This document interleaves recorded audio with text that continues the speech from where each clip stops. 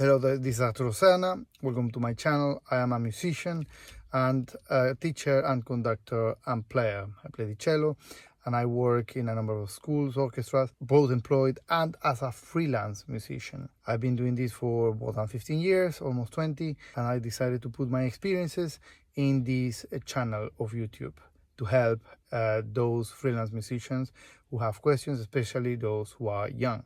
In this video, we are going to talk about the 3 sacrifices you will have to make if you want to have success in your career as a freelance musician. And the first thing you're gonna have to sacrifice if you have to make it as a freelance musician in the profession is time. To becoming a successful musician, you'll have to sacrifice a lot of hours, devoting your time, endless hours to practice your instrument. If you are a performer, if you are a composer, then you'll have to sacrifice endless hours composing, writing, researching, also recording and producing. You'll have to dedicate many hours to attention to detail, to trial and error, and so on. In this business, we have to also dedicate many hours to the networking side, to make contacts in the industry, with other professionals, with other freelancers, to promote your work and so on. You will also have to make tough choices regarding where to spend your time. You'll have to sacrifice social life, also family time.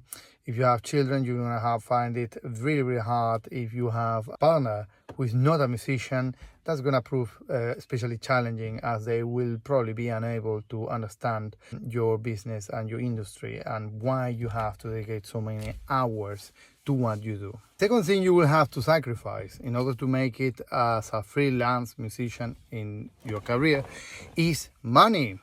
You'll have to sacrifice money right from the beginning. In fact, your parents are the ones who are going to have to sacrifice loads and loads and loads of money, a boatload of money in your musical education, right from when you are a little child. You probably don't remember it. If you live in a developed country where most things are for profit, your parents will have paid an awful lot of money for your musical education. If you come from a less developed country, musical programs tend to be free. For example, I'm from Venezuela, and there I had the incredible opportunity of receiving the first 10 years of my musical education in the El Sistema, and it was truly amazing. We had orchestral rehearsals every single day, and oral and solfege and instrumental lessons, chamber music, you name it. I had masterclasses with top musicians completely for free, which at that time I took completely for granted. But then as soon as I reached Europe, I realized how lucky I was. So yeah, for that I'm truly grateful to El Sistema. Coming back to the topic at hand, you will have to dedicate a lot of money, a lot of resources in your education, also in quality instruments. So this is really close to my heart, because I know firsthand how it is to be in need of a better instrument, only to be unable to acquire one. So that is really, really close to my heart. I work for a charity called the Cherubim Music Trust, and we are a national charity. Big shout out there for the Cherubim Music Trust. We help youngsters who are going to dedicate their lives to become musicians, professional instrumentalists, and we have a portfolio of approximately £700,000 in top professional quality instruments. And we not only give them the instruments and that's it, we help them with concert opportunities with orchestra, chamber music, chamber orchestra, ensembles, and so on. Do visit us at Cherubim Music Trust. We always have instruments available if you are a young musician. I digress. You also need to become comfortable with having a high degree of financial stability.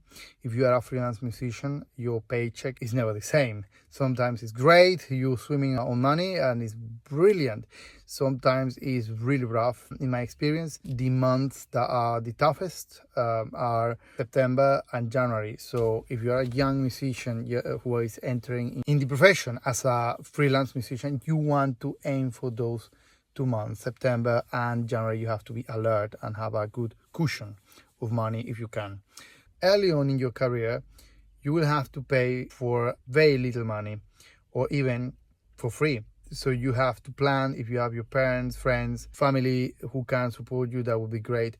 But you will have to do a lot of low paid or even unpaid work in order to gain what we call exposure. So you'll have to pay your rent with exposure, I suppose. Many musicians have to sacrifice luxuries and financial security. Holidays, forget it.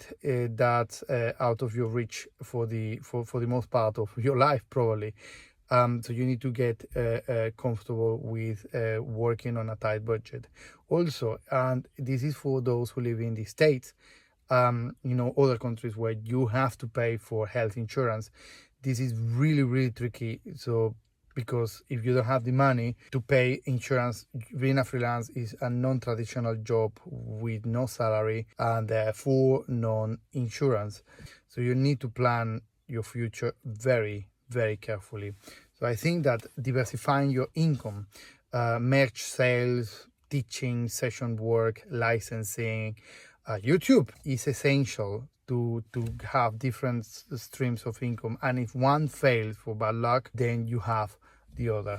And talking about this topic of money, I came across this very interesting comment in Quora from a contributor, and I thought to include it here as it would complement very nicely the argument I just exposed. Yes, it's possible to become successful, but not probable. First, you have to accept the fact that you're not going to be famous, and every record company will be knocking on your door. I've been playing for over 50 years, and I always had a side job. So this guy always had a side gig, maybe teaching or a plumber or lawyer, barrister, whatever. You have to be versatile also and be willing to accept anything that pays. I've played in symphonies and bar mitzvahs. Do not play for free to promote your band. That he writes in capital letters, so he does not agree with that. It never leads to anything and you will be taken advantage of. Interesting. If you want to play for free, go to a jam session. At least there, you'll meet other musicians. This is interesting, as this contradicts what I just said earlier on in this video, that you have to play for free in order to build networks in your early stages in your career. So this teaches us that there are different perspectives. So I played for free in the past, it paid off, then got called again, and so on. So this chap says that's a no-no. So it's a very personal choice. You will have to make your own decision in that respect. Okay, so we carry on. Get a job that has flexibility and one that offers medical and contribute to an IRA. This chap is from the USA. I know some very successful musicians that work for the post office. Someone I know played with Miles, I suppose is Miles, jazz musician, very famous one, I don't know, but had a day gig as a substitute English teacher. Interesting. All musicians teach privately, myself included, to earn extra money, even the great. That's true. Bach, Mozart, Chopin, Beethoven, all of them teachers. And they all taught musicians, and little ones and bigger ones who didn't practice. It is indeed a life that is hard and we need to make sacrifice. I suppose that if you teach, you then learn more about your own craft, about your instrument, about yourself as a musician. But be aware that not everyone is cut to teach, so you have to find a side gig that pays the bills. Then he finishes with, just remember, if you break an arm or you are out of work, it's a 1 in a million that actually only play full time. If you can't deal with that, go for it. So this is worrying, and it really stresses me out. Spend years thinking about this. This is why I not only play cello, but I also teach and conduct. If by bad luck something happens to one of my arms, or I get a tendonitis or something and I can't play for a while, then I could keep teaching. Well, I'm building this YouTube channel, subscribe, and I also conduct. So it's something that you have to think is all personal. So now we go back to the rest of the video. And the third and last thing that you will have to sacrifice in order to make it as a freelance musician will be your mental health. Yes, the pressure to constantly perform, create, and stay on top of your game can be exhausting, and it really is. The music industry moves fast, really fast. keeping up with trends while maintaining your authenticity can feel, and does indeed feel, overwhelming. Rejection is unavoidable in this industry, so getting turned down for gigs, losing competitions, doing a lot of auditions for orchestras and not getting a single one, not even trials, that can definitely take a very high toll on your mental health and self-esteem. The uncertainty is really stressful as well.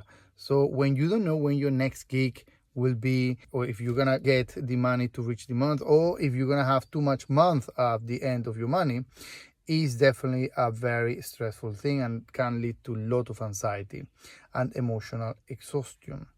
You can also suffer with isolation and loneliness due to the long hours you have to dedicate to your profession, to practicing, recording, and traveling. Also, comparing yourself with other musicians who are maybe ahead of you or behind can create huge self-doubt and imposture syndrome, making you question your worth as a musician, even if you're making progress.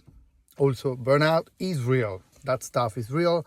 And the pressure to keep creating, performing, and promoting yourself, networking, can leave you absolutely exhausted and will definitely leave you drained and mentally ill and uninspired. I have suffered of this, and as I'm sure many other musicians have, and it's really, really tough. It is crucial to find a healthy balance and find some coping mechanisms, exercising, meditation, therapy, or simply taking time to sleep and recharge. Final thoughts. Despite these sacrifices, many musicians push through, adapt, and succeed. I guess the main word, the magic word, is adaptation. The music is constantly changing, as I said before, and we have to strive to stay persistent, persevere, be strategic, and passionate about our craft, which is almost a craft of love.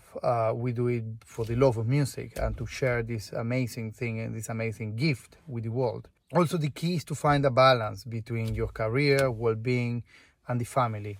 Although this can be tough, we have to strive to do so. Which of these sacrifices you guys think would be the hardest for you to manage? And also, do you think there are other sacrifices that we freelance musicians will have to do in order to make it in the industry? Do leave some comments below and let me know what you want to hear and to see next.